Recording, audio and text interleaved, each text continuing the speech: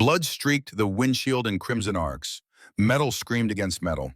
The Sikorsky S-76D, 9 tons of precision aviation engineering worth $18 million, spun wildly through Massachusetts airspace at 3,000 feet, its tail rotor shredding apart in a cascade of sparks and smoke. Victoria Sterling gripped the cyclic with both hands, knuckles bone white. The controls were dead, completely unresponsive. Hydraulic failure at altitude, the nightmare scenario every pilot dreaded, but few survived. In the co-pilot seat, a voice cut through her rising panic. Deep, calm, military calm. Collective down, all the way, now. She obeyed without thinking. The collective lever dropped. The main rotor, freed from powered resistance, began windmilling faster. The RPM needle climbed into the green arc, 97%, 99, 101. Good, hold it there. Pick your landing zone. 2,000 feet. Franklin Park spread below them, a patch of October green in urban Boston. People scattered like ants' faces, turned upward, phones already recording what they assumed would be a spectacular crash. Baseball diamond, southeast corner. Commit to it. Victoria's hands shook violently. The ground rushed up with sickening speed, every detail growing larger. Trees, playground equipment, the white lines of the baseball field. I can't do this. The hand that covered hers on the cyclic was steady, rough with calluses. Strong. Yes, you can. Maintain 60 knots airspeed. Watch your descent rate. 1,500 feet per minute. Steady. 1,000 feet. She could see individual faces now. A woman with a stroller running. A man diving behind a park bench. Flare at 100 feet. Not before. Count with me. 4, 3. 50 feet. The ground filled her vision. 2, 1. Flare now.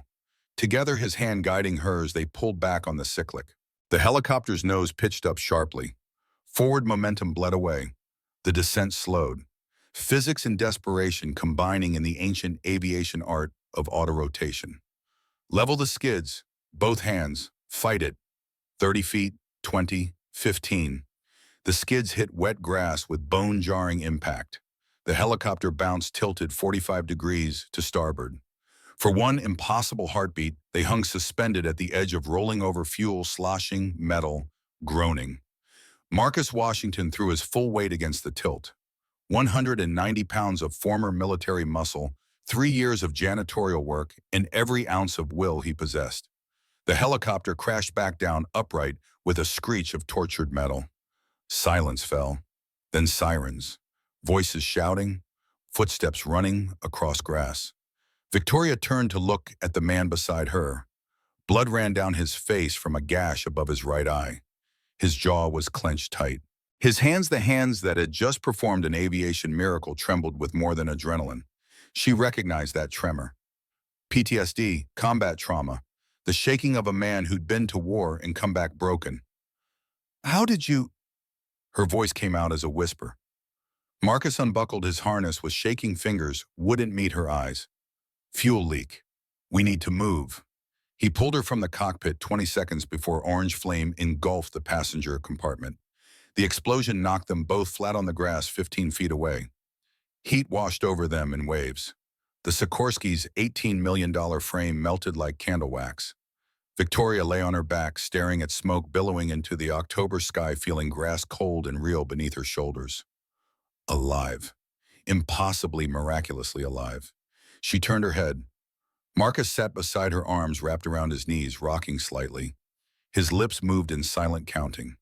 1 to 10, 10 to 1, over and over, a grounding technique, therapy homework for trauma survivors. A janitor who flew helicopters like a god. The alarm clock's red digits glowed 5:47 in the pre-dawn darkness of the South Boston studio apartment. Marcus Washington silenced it before the second beep, a habit from years of military discipline. Never disturb the barracks. Never wake the sleeping child. He sat up carefully. The mattress, 10 years old, bought secondhand from Goodwill, groaned beneath his weight. Through the thin wall separating his bedroom from Zoe's, he heard her steady breathing. Still asleep. Good. 8-year-olds needed their rest, especially 8-year-olds who'd lost their mother 3 years ago and still woke crying from nightmares. The bathroom mirror showed a face Marcus barely recognized anymore. 36 years old, but looking 45. Hollowed cheeks, dark circles under his eyes. A small scar above his left eyebrow from shrapnel half hidden now by crow's feet. The man in the mirror had flown Black Hawks through the mountains of Afghanistan, had logged 1,500 combat hours with the 160th Special Operations Aviation Regiment, the Night Stalkers, the most elite helicopter pilots in the United States military. That man was gone, dead as Sarah, dead as the family in Fallujah. This man was a janitor making $32,000 a year, barely keeping his daughter fed and his own demons at bay. Marcus splashed cold water on his face, took the orange prescription bottle from the medicine cabinet, sertraline 100 milligrams. For PTSD and major depressive disorder, the VA psychiatrist had explained 3 years ago when Marcus could barely string together coherent sentences. When the nightmares were so bad he'd wake up punching walls screaming in Arabic, Sarah's name tangled up with the names of people he'd killed or failed to save. He dry-swallowed 2 pills, the bitter taste familiar as regret. The small kitchen held a rickety table, 2 mismatched chairs, and a refrigerator that hummed too loudly. Marcus made oatmeal on the ancient electric stove, 50 cents a serving, filling enough to keep Zoe's belly full until her lunch. Added cinnamon and a drizzle of honey the way Sarah used to make it. "Daddy." Zoe stood in her doorway wearing pink pajamas with cartoon cats, her hair a cloud of tight curls that Marcus had not yet learned to tame properly, despite 3 years of YouTube tutorials and advice from Mrs. Patterson next door. "Morning, baby girl. You're up early." "Bad dream." She padded over on bare feet, climbed into his lap without asking permission because she'd never needed it. 8 years old and wise beyond measure, old before her time, shaped by loss into something both heartbreaking and beautiful. Marcus wrapped his arms around her. "Want to talk about it?" "Mama was in a fire." Zoe's voice came out small. "She was trying to tell me something, but I couldn't hear because of the noise." His chest tightened. The car accident that killed Sarah hadn't involved fire, just a drunk driver running a red light, crushing the driver's side of her Honda Civic. Sarah's last breath drawn alone while paramedics worked frantically, and Marcus was 3,000 miles away in Germany processing his medical discharge paperwork. "Just a dream, Zoe. Mama's safe in heaven, remember?" "I know, but she looked worried, like she wanted to warn me about something." Children's intuition. Sarah used to say Zoe inherited her grandmother's gift, seeing things others missed, feeling trouble before it arrived. Marcus had dismissed it as superstition until Fallujah taught him that some people truly did see beyond the veil of ordinary perception. "What do you think she was warning about?" Zoe tilted her head, considering with the seriousness she brought to all questions. "About you, Daddy, that you're sad, that you pretend to be okay, but you're sad inside, and one day the sadness is going to leak out." Direct hit, 8 years old, and she'd identified the truth Marcus spent every waking hour concealing. He kissed the top of her head, inhaled the coconut scent of her kid's shampoo. "Maybe a little sad, baby, but I'm okay, I promise." Ms. Chen says it's okay to be sad. She says feelings are like weather, they come and go. Zoe pulled back to look at him with those impossibly old eyes.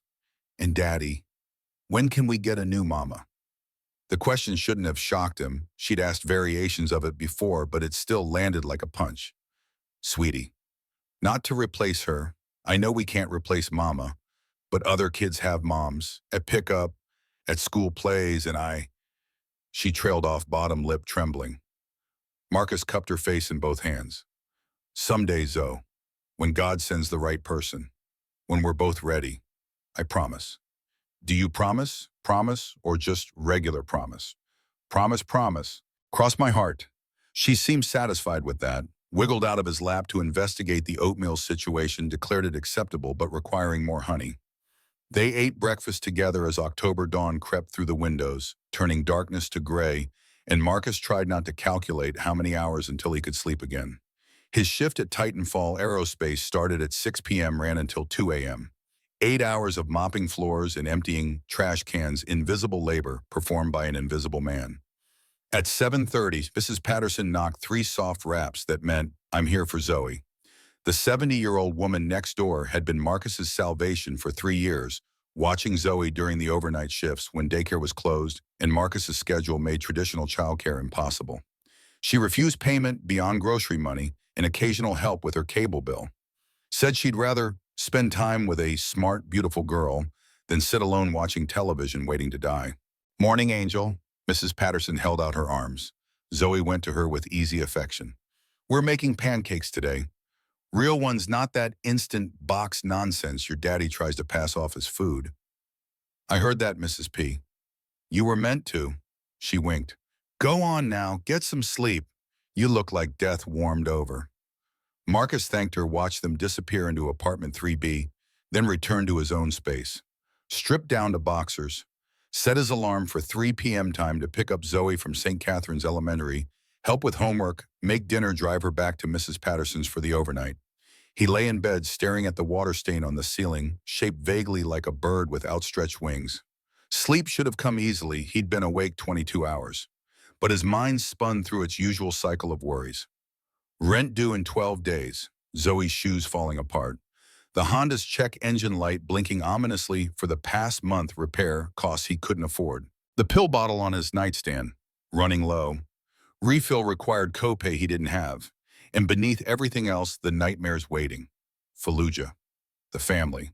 The intelligence report that said, hostile target confirmed when it should have said, civilian vehicle do not engage. His finger on the trigger. The Hellfire missile screaming away from the Black Hawk's mounting bracket. The explosion. The screaming. 4 children. 2 adults. All survived technically. The father lost his left arm. The mother her legs. The children their sense of safety in a world where American helicopters brought death without warning. Marcus had been court-martialed, found not guilty following orders, acting on provided intelligence, everything by the book. But the guilt didn't care about legal verdicts. Neither did the nightmares. Neither did the tremor in his hands that made flying impossible, now reflexes compromised, confidence shattered. He'd lost his wings, lost his career. Lost, Sarah, not directly, but the timing felt connected. The universe delivering compounded punishment for sins real and imagined. Sleep finally dragged him under around 9 a.m. When he woke at 3, the bird-shaped water stain looked less like wings and more like talons reaching down. Victoria Sterling's morning began at 5:30 in her penthouse overlooking Boston Harbor. Floor-to-ceiling windows framed the city in gold and glass, expensive and distant. The apartment itself was a study in minimalist design, white walls, chrome fixtures, furniture that prioritized aesthetics over comfort. A showroom, a magazine spread, anywhere but a home. She stood in silk pajamas drinking green juice that cost $18 and tasted like punishment, scrolling through overnight emails on her tablet. 47 new messages, 12 requiring immediate response. 3 marked urgent by Richard Torrance, her CFO, who had an unfortunate tendency to label everything urgent, regardless of actual priority. The quarterly reports stared back from the screen columns of red numbers that should have been black. Revenue down 18% year over year. The Lockheed Martin contract, $200 million in Apache helicopter component manufacturing, delayed 6 months, while government bureaucrats reviewed environmental impact studies and union negotiations dragged through additional rounds of arbitration. Her father would have known how to fix this. William Sterling had built Titanfall Aerospace from nothing over 30 years, transforming a small machine shop into a billion-dollar defense contractor through force of will and strategic ruthlessness. Victoria had watched him work, studied his methods, absorbed his philosophy. Never show weakness. Never apologize. Power respects power. 6 months since his plane went down over the Atlantic. No survivors. No warning. Just a routine flight to meet investors in Nantucket that ended with wreckage scattered across 3 miles of ocean in a closed casket funeral because there wasn't enough left to bury. The FAA investigation concluded mechanical failure. Catastrophic engine malfunction at 12,000 feet. Nothing suspicious. Just bad luck and worse timing. Victoria didn't believe in bad luck. She believed in maintenance protocols and inspection schedules and the principle that machines only failed when humans failed first. But the investigators had been thorough. No evidence of sabotage, no indication of foul play. Sometimes planes just fell from the sky, taking fathers and futures with them. She finished the green juice, showered in water hot enough to hurt, dressed in a Tom Ford suit that cost $3,200 more than Marcus Washington made in a month. Though she didn't know his name yet, didn't think about the night shift custodians at all, except when they disrupted her schedule with vacuuming or left visible streaks on the glass conference tables. The drive to Titan Falls headquarters took 20 minutes through morning traffic. Victoria piloted her Tesla Model S with aggressive precision, changing lanes without signaling, cutting off delivery trucks, earning honk protests she ignored. Time was money. Hesitation was weakness. Her father's voice narrated every maneuver pushed through. Take what's yours. The world rewards the bold. At 7:45, she swept through the lobby, her assistant Emma falling into step with a tablet and concerned expression. Morning, Victoria. Richard's been calling. Says it's urgent about the helicopter maintenance logs. What about them? He wouldn't tell me, insisted on speaking directly with you. Victoria's jaw tightened. Richard had been acting strange lately. Jumpy, distracted, making unusual requests about insurance policies and succession planning. She'd attributed it to stress. The company's financial troubles affected everyone. But something in Emma's tone suggested deeper concern. Tell him I'll see him at 9. And Emma stopped looking at me like someone died. Sorry, it's just, you've been working such long hours. Mrs. Chen mentioned you were here past midnight again yesterday. Mrs. Chen, Maria Chen, VP of Human Resources, one of the few employees from her father's era still remaining. A woman who'd known Victoria since childhood, who remembered birthday parties and scraped knees, who looked at her now with something uncomfortably close to pity. Mrs. Chen should focus on HR matters, not my schedule. Victoria continued to her office, shut the door, stood at the window overlooking downtown Boston, 40 stories up. Master of all she surveyed, crushing under the weight of expectations she couldn't meet. Her phone buzzed. A text from her mother, currently living in a villa in Tuscany, spending her inheritance with Mediterranean efficiency. Board meeting today. Remember your posture. William always said posture conveys confidence. Victoria deleted it without responding. Her mother had checked out years ago, long before William's death.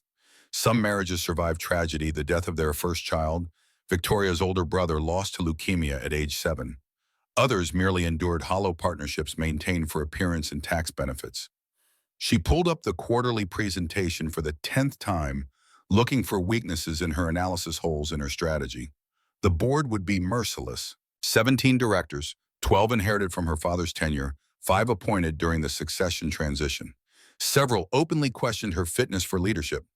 A woman in her 30s, no advanced degree, no prior CEO experience, just the accident of biology that made her William's heir. Proved them wrong. Her father's voice again ghostly and insistent. Show strength. Dominate. Lead. At 9 o'clock sharp, Richard entered without knocking. Unusual for him, the CFO typically waited for permission, maintained rigid hierarchical protocol. He looked terrible, skin pale, eyes bloodshot, suit wrinkled. He'd either slept in his office or not slept at all. We need to ground the S-76. Victoria blinked. What? The helicopter. The Sikorsky. I've been reviewing maintenance lists and found significant discrepancies. He dropped a folder on her desk, papers spilling out in disorganized chaos, entirely unlike Richard's usual meticulous presentation style.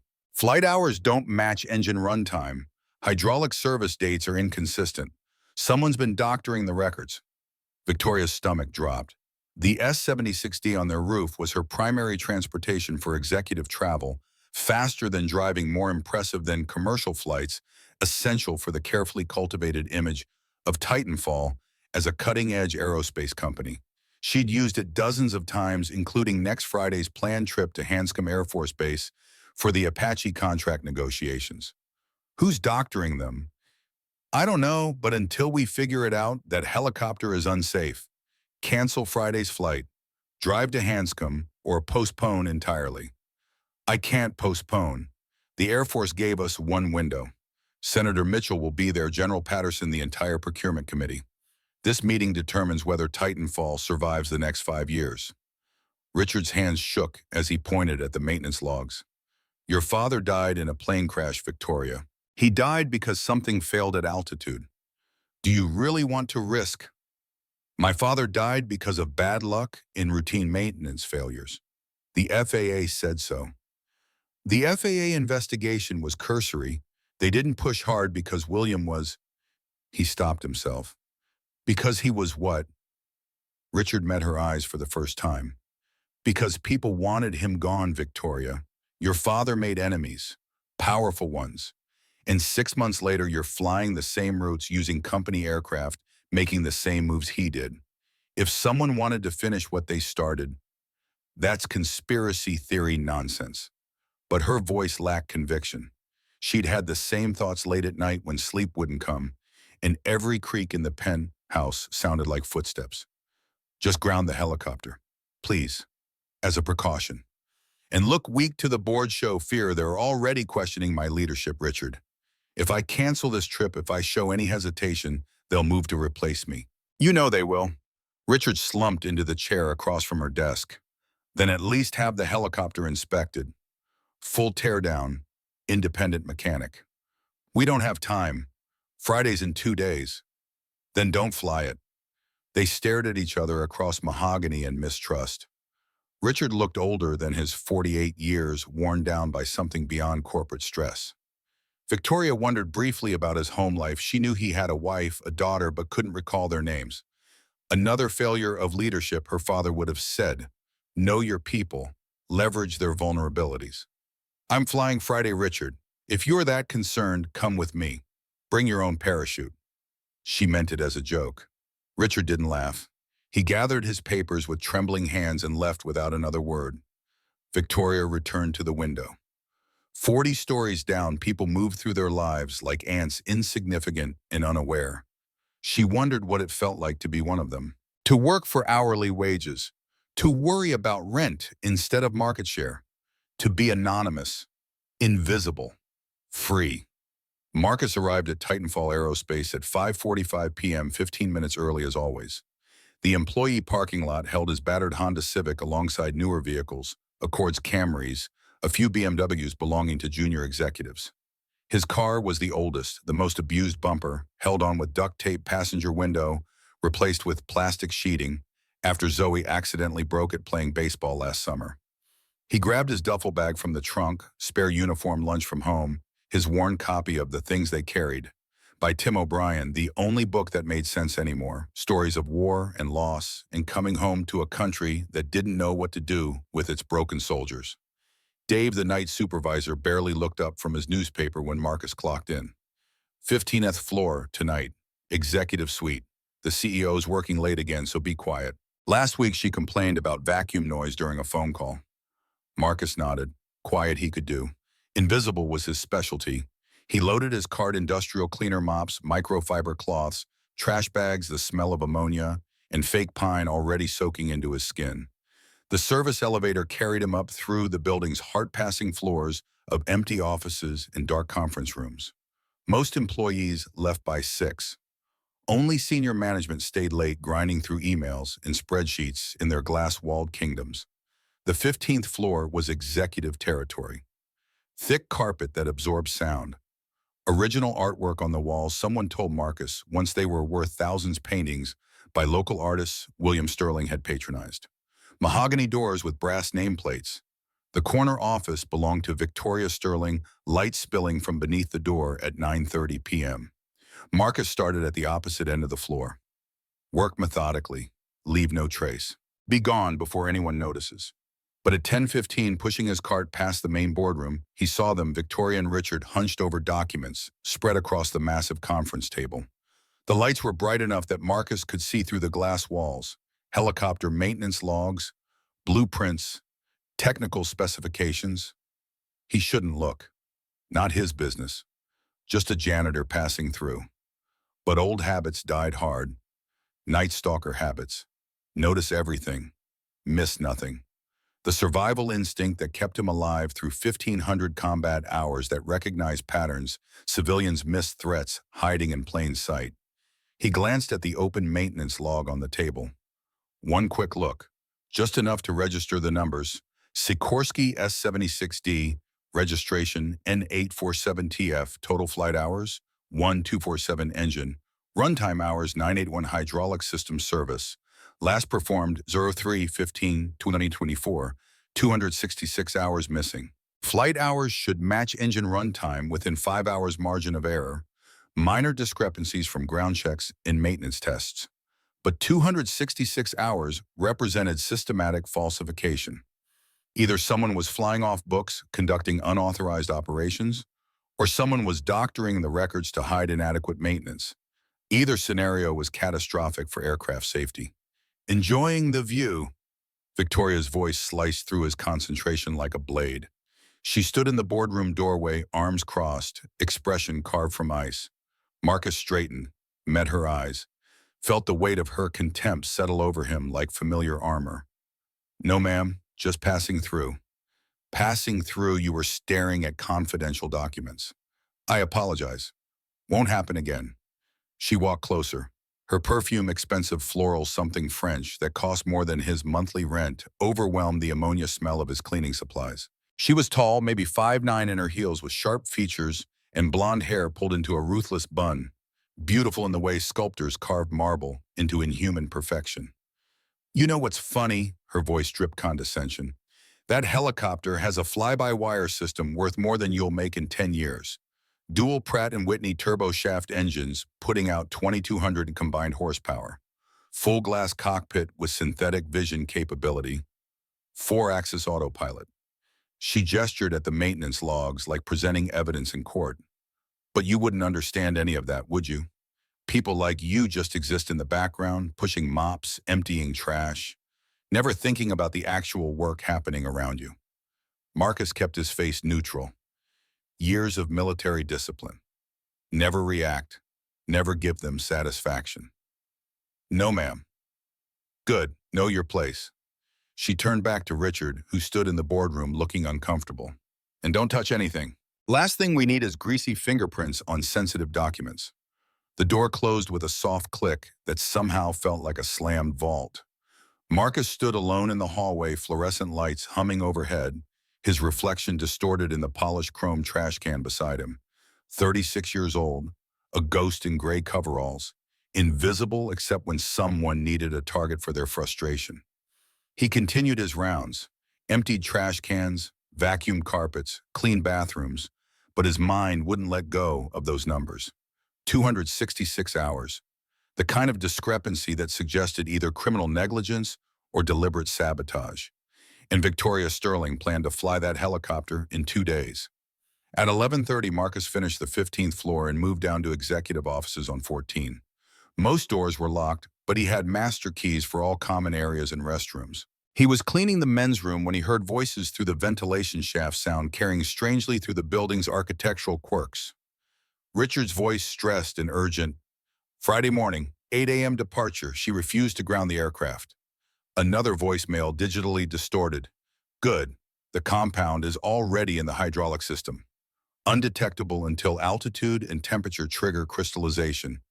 At 10,000 feet, complete hydraulic failure. She'll have maybe 30 seconds. Marcus froze, mop dripping dirty water onto pristine tile. Richard again, I need more time. If I could just... You've had 6 months. The Morettis want their money. $85 million. You pay it back or your family pays the price. Your choice. My wife is dying. Stage 4 cancer. Just leave her in peace, please. That depends on whether Victoria flies on Friday. Stick to the plan. Saturday morning, the insurance policy pays out. $100 million to you as interim CEO. 85 to us. 15 for you. Everyone wins. Except Victoria. Collateral damage, just like William. The line went dead. Silence filled the ventilation shaft. Marcus stood perfectly still, processing. Richard Torrance, CFO of Titanfall Aerospace, was conspiring to murder Victoria Sterling the same way he'd murdered her father 6 months ago. Hydraulic sabotage disguised as mechanical failure. The Moretti crime family, Boston's most powerful organized crime syndicate, providing both pressure and resources. And Victoria had no idea she was flying to her execution in 40 hours. Marcus finished cleaning on autopilot, his mind racing through options. Call the police. They'd want evidence. A janitor's word against the CFO's overheard through ventilation wouldn't pass probable cause standards. The FBI, same problem. And if the Morettis owned police and judges, which organized crime families typically did any official report, might trigger retaliation against Richard's family or accelerate the timeline against Victoria. No, this required a different approach. Marcus pushed his cart to the service elevator, descended to the ground floor, clocked out at 1:58 a.m. Drove home through empty Boston streets, passing homeless encampments under highway overpasses, late-night diners serving third-shift workers, the invisible infrastructure of a city that only showed its true face after midnight. Mrs. Patterson's light was still on. She waited up sometimes, worried about him driving home exhausted. Marcus tapped softly on her door. How was she tonight? Sweet as always. Finished her homework without complaining. Drew another picture, you'll want to see it. Mrs. Patterson handed him a sheet of construction paper, crayon marks in bright primary colors. 3 figures. A tall man with dark skin, a small girl with puffs of hair, and between them a woman with yellow hair and a blue dress. All 3 holding hands. Above them a son with a smiling face. Below a caption in careful 8-year-old print, "Our forever family." Marcus stared at the drawing. She drew a mother.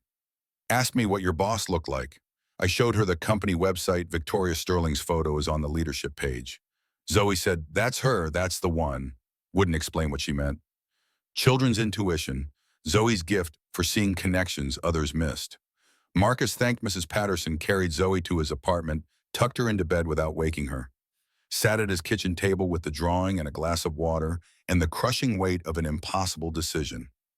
Victoria Sterling had humiliated him, called him stupid, dismissed his existence. She represented everything wrong with privilege and power.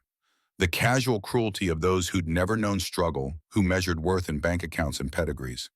She deserved no loyalty from him, no protection, no sacrifice. But 40 hours from now, she'd climb into a sabotaged helicopter and die screaming at 10,000 feet because a desperate man loved his family enough to commit murder, and a crime syndicate needed to erase evidence of embezzlement. And Marcus Washington, former Chief Warrant Officer 3, with the 160th Special Operations Aviation Regiment, possessed the knowledge and skills to save her life. If he was willing to expose himself, risk everything, become visible. He looked at Zoe's drawing, 3 figures holding hands. A family that didn't exist yet, but could in some impossible future, where janitors married billionaires and broken soldiers found redemption. Our forever family. The sun was rising when Marcus finally made his decision. He had 40 hours to modify a sabotage, write emergency procedures, and prepare for a confrontation that would either save Victoria Sterling's life or destroy his own. He pulled out his phone, scrolled through contacts he hadn't called in 3 years, found the number for Colonel Benjamin Hayes, his former commanding officer, the man who'd held Marcus while he sobbed through the Fallujah aftermath, who'd fought to prevent his court-martial, who'd written the letter that got him medically discharged instead of dishonorably. The text he sent was simple.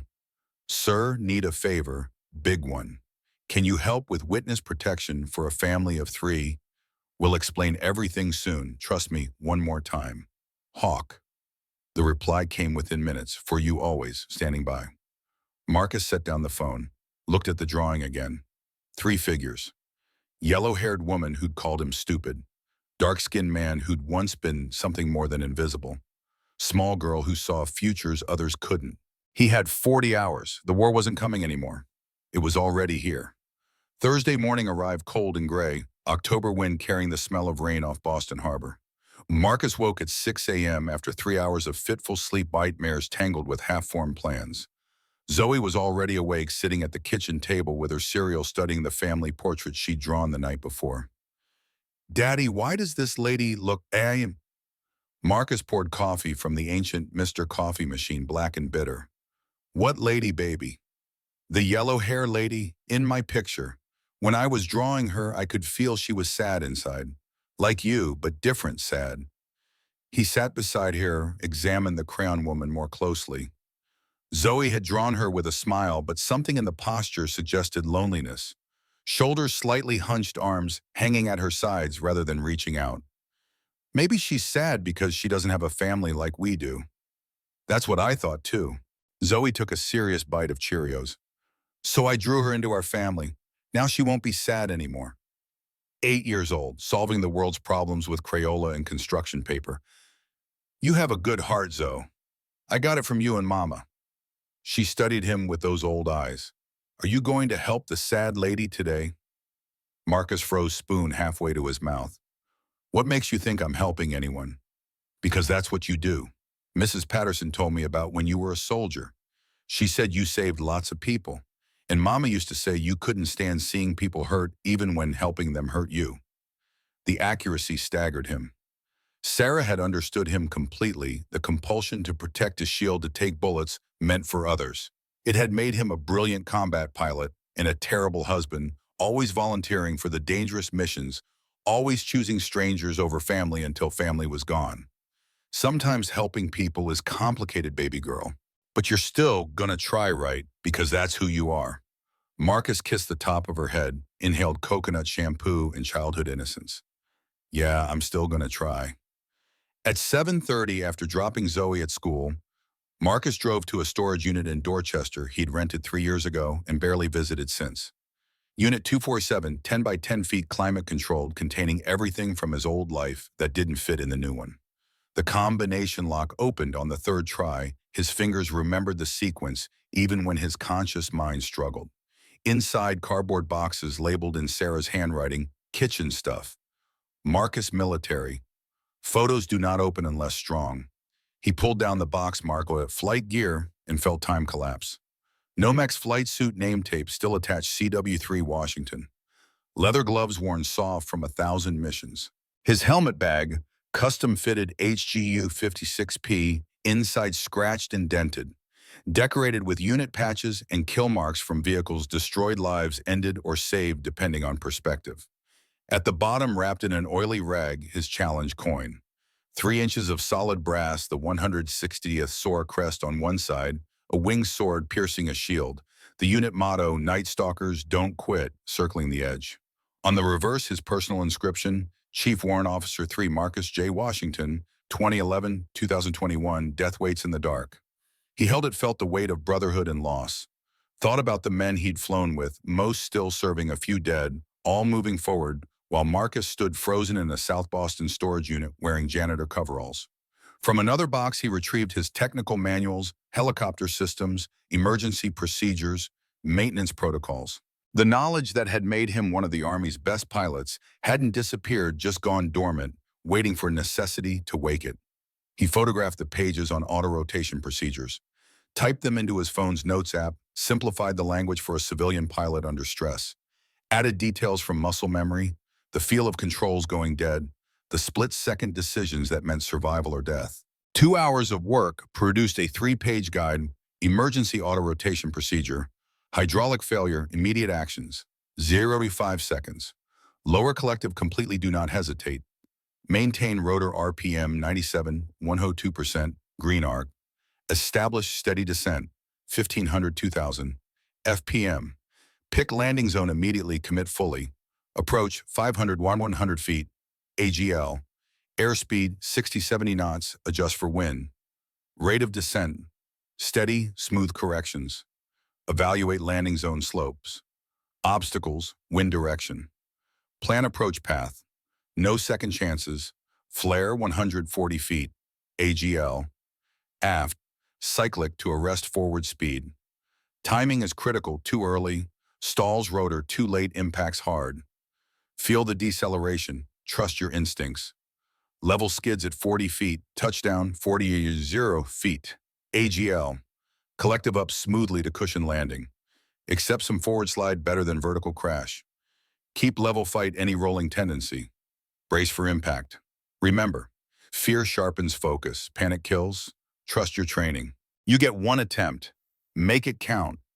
Marcus printed 3 copies at the storage unit's business center, folded them small, tucked one in his pocket with the challenge coin. The hard part came next, Titanfall.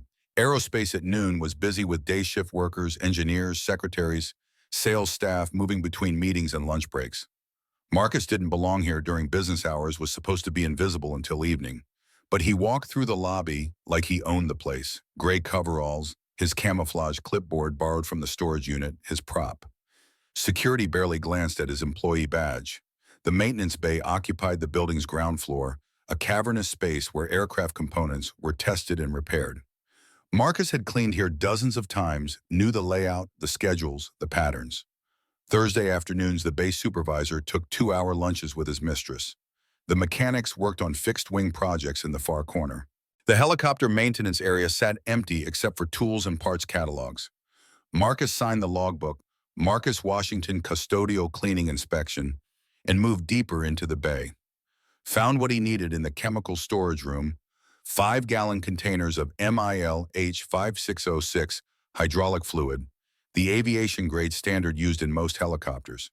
Red when contaminated, purple when pure. He filled a 2-quart bottle, sealed it carefully, tucked it inside his coveralls. The roof access required a supervisor keycard, but Marcus had watched the maintenance chief punch the code enough times to memorize it. 7419, the month and year Titanfall was founded. The stairwell climbed 40 stories, emergency lighting, casting everything in sickly yellow. Marcus's legs burned by floor 35, too many nights on concrete floors, too many skipped gym sessions, the erosion of a body that once ran 12-minute 2 miles and maxed the Army PT test. The roof door opened onto wind and sky. The Sikorsky S-76D sat on its helipad like a sleeping predator, 9 tons of precision, engineering capable of speeds exceeding 170 knots, service ceiling of 15,000 feet, carrying capacity for 12 passengers in luxury. $18 million of death trap. Marcus approached carefully, checking sightlines. No cameras on the roof. Insurance considered it low risk. Who would steal a helicopter from downtown Boston? The maintenance panel was secured with a simple padlock, the kind Marcus could pick in 30 seconds, with tools from his storage unit. 22 seconds, actually. Rust had made the tumbler sticky. Inside the panel, the hydraulic system gleamed in afternoon sunlight. Dual independent circuits, redundancy built into every component, each system capable of maintaining control if the other failed. Reservoir pumps, lines, servos, all color-coded, clearly labeled, maintained according to strict schedules. Except someone had compromised the system. Marcus touched the reservoir fluid with his fingertip, rubbed it between thumb and forefinger. The viscosity was wrong, too thin. The color slightly off, more brown than purple. And when he sniffed beneath the standard petroleum smell, something acidic, chemical, wrong. He thought about what he'd heard through the ventilation shaft. The compound is already in the hydraulic system, undetectable until altitude and temperature trigger crystallization. Crystallization meant the fluid would solidify under specific conditions, cold temperatures at altitude, the physics of pressure, and molecular bonding. The helicopter would climb normally, function perfectly until 10,000 feet, when atmospheric pressure dropped and temperature fell, and the hydraulic fluid transformed from liquid to sludge. Total control failure. 30 seconds to impact. No recovery possible at that altitude. Richard had engineered it perfectly. The same method that killed William Sterling 6 months ago, refined and repeated. Marcus couldn't simply drain the contaminated fluid. Richard would notice, would sabotage again, or accelerate the timeline.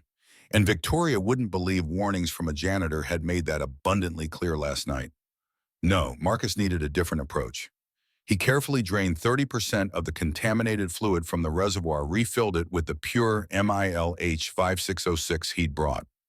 The math ran through his head automatically. If the compound crystallized at 10,000 feet, with full contamination, dilution should lower the threshold. 30% dilution meant crystallization at approximately 7,000 feet. Still dangerous. Still catastrophic. But survivable if the pilot was good and lucky and followed emergency procedures exactly. Marcus resealed the maintenance panel, pocketed his lockpicks, stood. The Boston skyline spread before him, hundreds of thousands of people living ordinary lives, unaware that a janitor on a roof was trying to save a billionaire who despised him. His phone buzzed. Text from Colonel Hayes, protection team ready, location and identities when you give word. Stay safe, Hawk. Marcus descended the stairwell, legs shaking from exertion and adrenaline. Returned the borrowed keycard to the maintenance chief's desk while the man was still at lunch. Clocked out at the security desk, drove home through afternoon traffic. Mrs. Patterson was waiting with Zoe when he arrived at 3:30 to pick her up from school. Someone came by looking for you, the old woman said, voice tight with concern. Asking questions. What you did before custodial work, if you had military background. I told them nothing but Marcus. They knew things. Details about Sarah's accident. About Fallujah. Ice formed in Marcus's stomach. What did they look like? White man. Expensive suit. driving a black Mercedes with tinted windows. Left his card. She handed him a business card, plain white stock. No company logo, just a phone number and 2 words, call tonight. Zoe tugged his hand. Daddy, who's looking for you? Nobody, baby, just work stuff. He forced a smile that felt like broken glass. How was school? Good, I got an A on my spelling test. And Ms. Chen wants to talk to you about my drawings. She lowered her voice conspiratorially. I think she's worried I'm sad because I keep drawing the yellow hair lady. Are you sad? No, I'm excited. I think the yellow hair lady is coming to us soon. I can feel it. Children's intuition striking again, eerie and accurate. Marcus made dinner spaghetti with jarred sauce garlic bread from the dollar store green beans Zoe complained about, but ate anyway. They did homework together at the kitchen table, Marcus checking her math while his mind calculated trajectories and descent rates in the 1,000 ways his plan could fail. At 6:15, he drove Zoe back to Mrs. Patterson's for the overnight shift. Be good for Mrs. P. Always am. Zoe hugged him tight. Daddy, be careful tonight. I had another feeling. What kind of feeling? That something big is going to happen. Something that changes everything. She pulled back, studied his face with those impossible eyes. And you're going to be scared, but you have to be brave anyway. Like Mama always said, courage isn't not being scared. It's being scared and doing it anyway. Marcus held her for a long moment, memorizing the weight of her in his arms, the coconut smell of her hair, the fierce love that made every sacrifice worthwhile. I love you, Zoe, more than anything in the universe. Love you infinity plus one daddy. That's bigger than universe. He watched her disappear into Mrs. Patterson's apartment, then sat in his car for 10 minutes staring at the business card. The threat was clear: call tonight or face consequences. Someone knew about his past. Someone was watching. Marcus dialed the number. 2 rings, then a digitally distorted voice. Chief Warrant Officer Washington, surprised you called so quickly. Who are you? Concerned parties. People who know what you did in Fallujah, what really happened with that family, the intelligence failure you were blamed for. I was court-martialed, found not guilty, because your unit covered for you, because Colonel Hayes is a loyal man who protects his soldiers. But we have the real story. The hesitation before you fired, the way you questioned the target coordinates but followed orders anyway.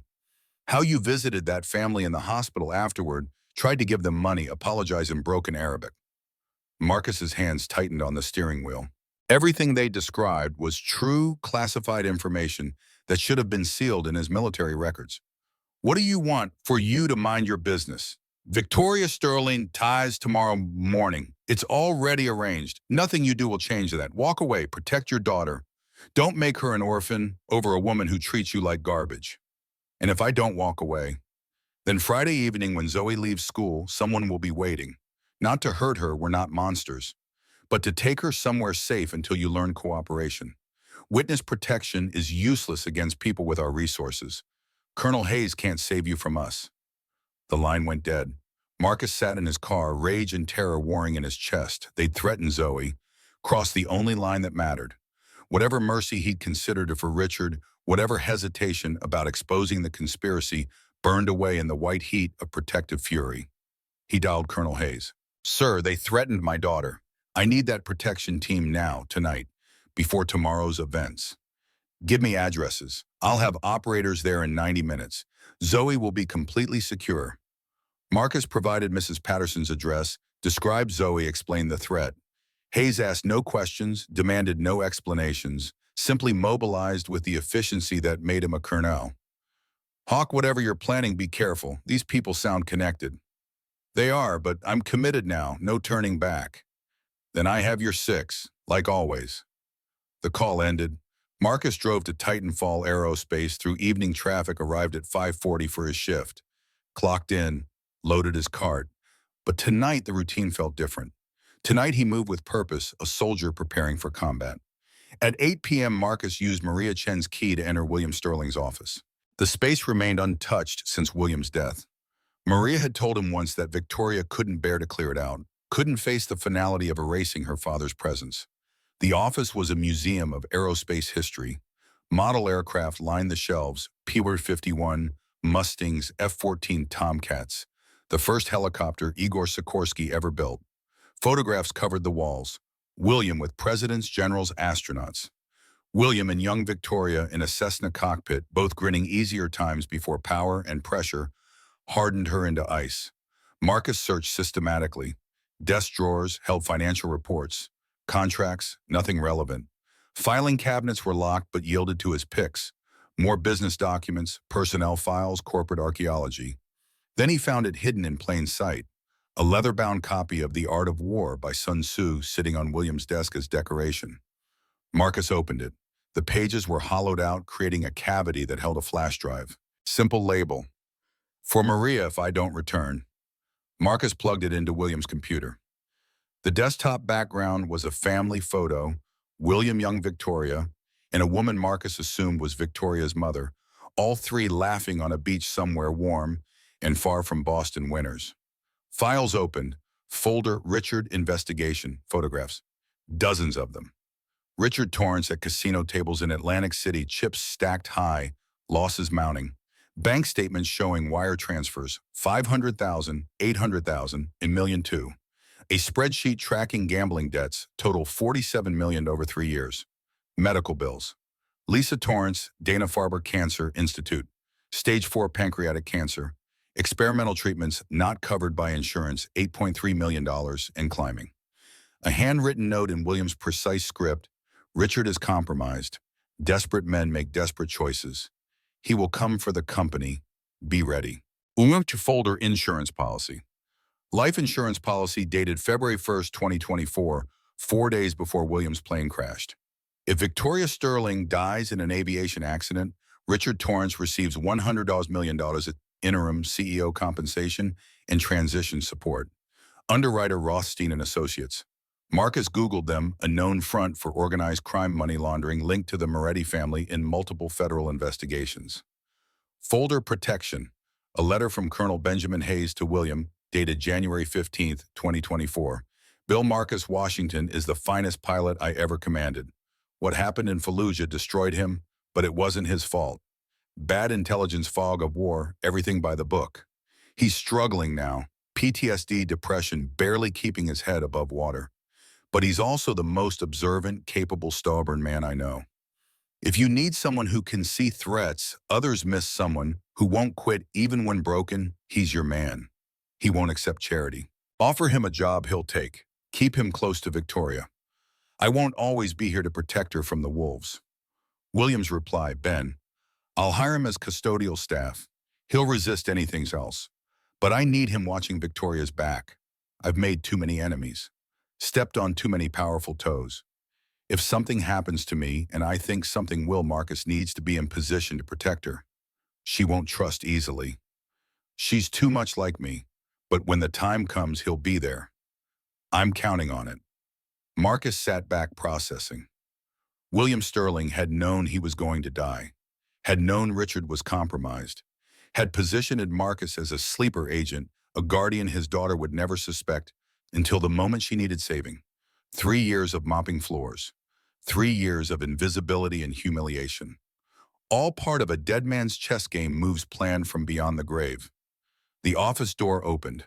Maria Chen entered, unsurprised to find Marcus at William's desk. You found it. He knew. Everything. Not everything. William suspected Richard was being blackmailed, didn't know the full extent of the Moretti involvement until too late.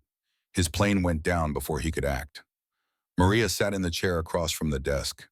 The day before he died, William came to me, gave me the flash drive, said if anything happened, I should give it to you specifically.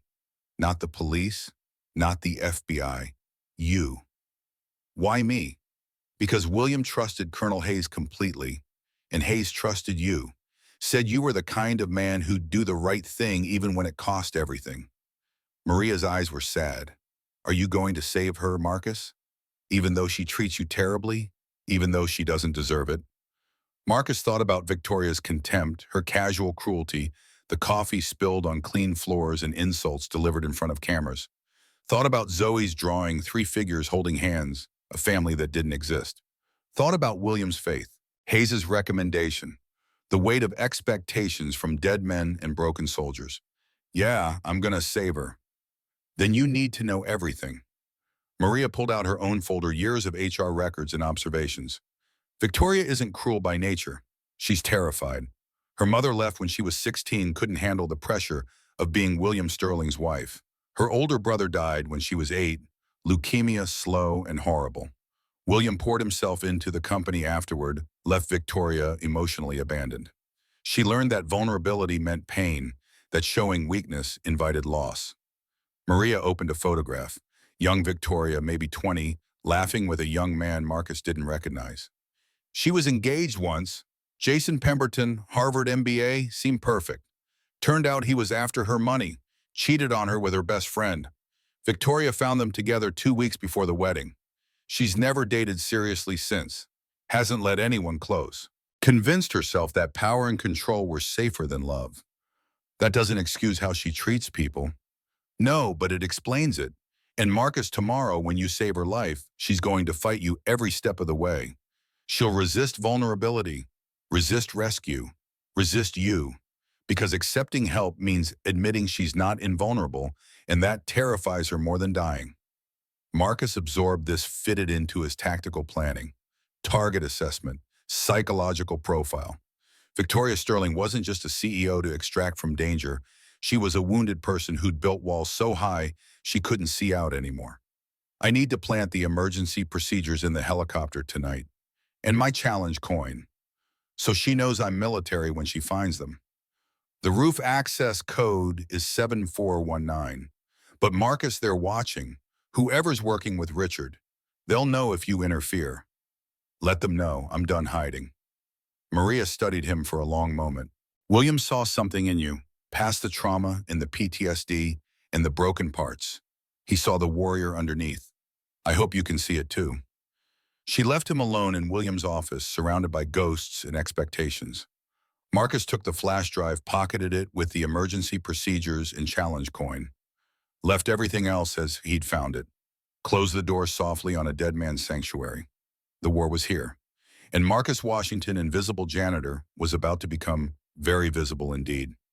Midnight on the roof. Wind cut through Marcus's coveralls, carrying October cold and the smell of coming rain. The city spread below like a circuit board, lights, in darkness the pulse of 3 million lives, unaware of the small drama playing out 40 stories up. The Sikorsky waited dark and silent. Marcus picked the maintenance panel lock for the second time in 12 hours, opened it with practiced ease. The diluted hydraulic fluid gleamed in his flashlight beam, purple with brown undertones, contaminated but survivable. His modification was complete. Tomorrow at altitude, the fluid would crystallize, but at 7,000 feet instead of 10,000, giving Victoria a chance if she was good and lucky and followed his instructions exactly. Too many ifs. But better than certain death. He opened the pilot's door, climbed into the left seat for the first time in 3 years. The cockpit closed around him like a familiar embrace, controls positioned where his hands remembered them, instruments laid out in the muscle memory pattern his brain never forgot. For a moment, Marcus allowed himself to remember. Night flights over the Hindu Kush, stars so bright they hurt. The brotherhood of pilots pushing machines to their limits, trusting each other with their lives.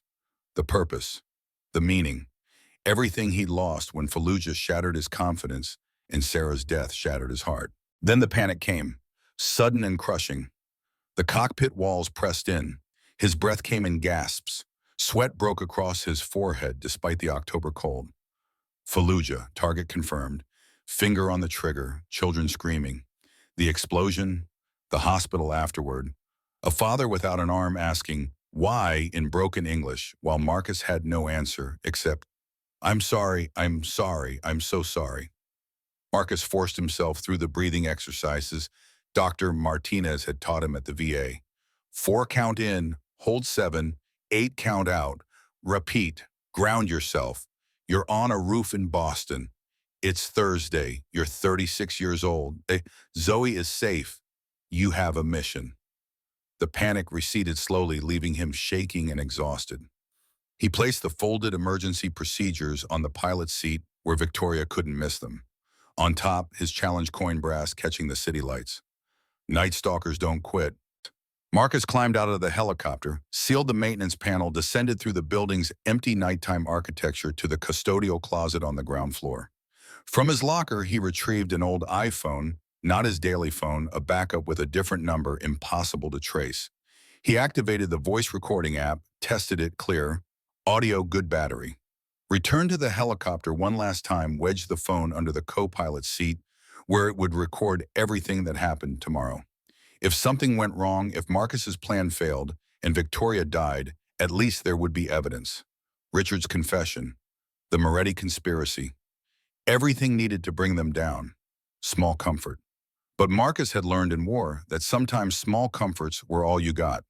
He finished his custodial rounds on autopilot floors, 15 through 20, executive offices and conference rooms, emptying trash and vacuuming carpets while his mind ran through tomorrow's scenarios. Best case, Victoria followed the procedures, survived the auto-rotation, landed safely. Medium case, rough landing, injuries but survivable. Worst case, the modifications weren't enough. The helicopter went down hard, they both died. Marcus had accepted worst case, made his peace with it, written a letter to Zoe that Mrs. Patterson would deliver if he didn't come home, explained everything, why he'd had to help, what honor meant, how sometimes doing the right thing cost everything, but was still worth it. At 2 a.m. he clocked out, drove home through empty streets.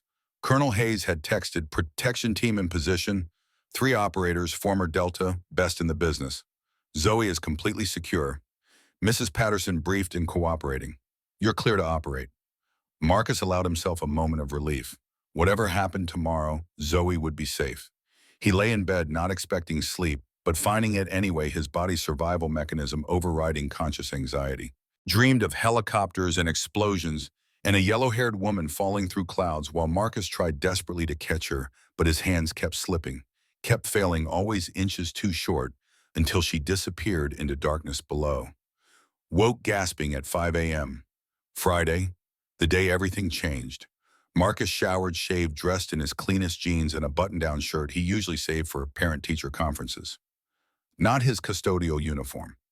If he was going to confront a CEO and save her life, he'd do it as himself, not invisible, not a janitor, a soldier, a father, a man who'd survived war and loss and 3 years of humiliation to stand ready when needed. He drove to Mrs. Patterson's apartment at 6:30. The protection team was invisible but present. Marcus spotted them with his trained eye, one in a parked van with tinted windows, one at the coffee shop across the street, one on the apartment building roof with a rifle case that probably held more than camera equipment. Mrs. Patterson opened her door, Zoe already dressed and eating breakfast. Daddy, you're early and you're wearing your nice shirt. Got something important today, baby girl. The yellow hair lady. Marcus knelt down eye level with his daughter. Yeah, the yellow hair lady. She's in danger and I'm going to help her. I knew you would. Zoe hugged him tight. Be brave, Daddy. And remember, sometimes the people who need help most are the ones who fight it hardest. You have to help them anyway. Wisdom from an 8-year-old. Marcus held her for a long moment, memorizing everything, her weight, her warmth, her absolute faith in him. I love you, Zoe. Remember that. Whatever happens today, I love you more than anything. I know, Daddy, and I love you infinity plus 1. He kissed the top of her head, stood nodded to Mrs. Patterson. The men outside, their friends. Protection. If anyone tries anything, they'll handle it. I trust you, Marcus. Zoe trusts you. Now go do what you do best. Save people. Marcus drove to Titanfall Aerospace through Friday morning rush hour, arrived at 7:30. Victoria's Tesla was already in the executive lot. Richard's Lexus 3 spaces over. The stage was set. The players in position. At 7:58, Marcus walked through the main lobby in street clothes. No coveralls, no cart, just a man with purpose. Security looked confused but didn't stop him. His badge still worked, even if he wasn't dressed for custodial duties. The elevator climbed to the 15th floor, executive territory, where janitors belonged only when invisible. Victoria's assistant, Emma, stood at her desk outside the corner, office phone pressed to her ear. Saw Marcus approaching. Her eyes widened.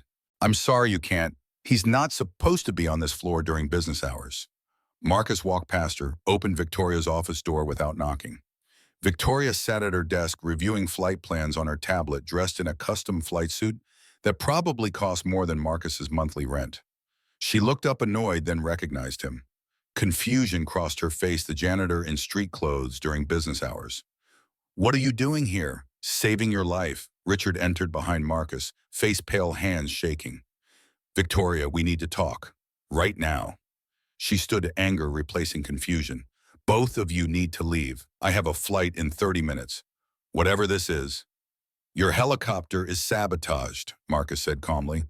"The hydraulic system is contaminated with the compound that will crystallize at altitude. At 7,000 feet, you'll experience complete control failure. You have approximately 2 minutes to execute an emergency auto-rotation landing, or you'll die." Silence filled the office. Victoria stared at him like he'd spoken Mandarin. "Who are you?" Marcus reached into his pocket, pulled out the flash drive, set it on her desk. "Chief Warrant Officer Marcus Washington, 160th Special Operations Aviation Regiment. Your father hired me 3 years ago to protect you. This drive contains everything: Richard's embezzlement, the Moretti conspiracy, how they killed your father, and why they're about to kill you." Victoria's face went white. She looked at Richard. "Is this true?" Richard collapsed into a chair, broken. "I'm sorry, Victoria. I'm so sorry. They have my family. My wife is dying. They threatened Emma. I didn't have a choice." "You always have a choice," Marcus said. "You chose wrong, but there's still time to choose right. Come with me to the authorities. Let me protect your family. Help us take down the Morettis." Richard's phone buzzed. He looked at the screen, terror flooding his features. They know. They know something's wrong. "There's a text: abort or we take Emma now." Victoria moved to the window, stared at the helicopter on the roof. Marcus could see her mind working, calculating the CEO and her, weighing options and odds. "You're a helicopter pilot, a military pilot." "Was. Medical discharge. PTSD. I haven't flown in 3 years. But you can talk me through an emergency landing. If you follow my instructions exactly, if you trust me completely, if we're lucky." She turned to face him. For the first time, Victoria Sterling looked at Marcus Washington and really saw him.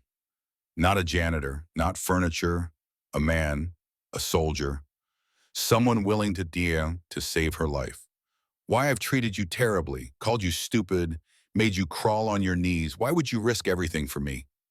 Marcus thought about William's faith, Zoe's drawing, Hayes's recommendation, the weight of honor and duty, and the desperate need to save one more life after failing to save so many.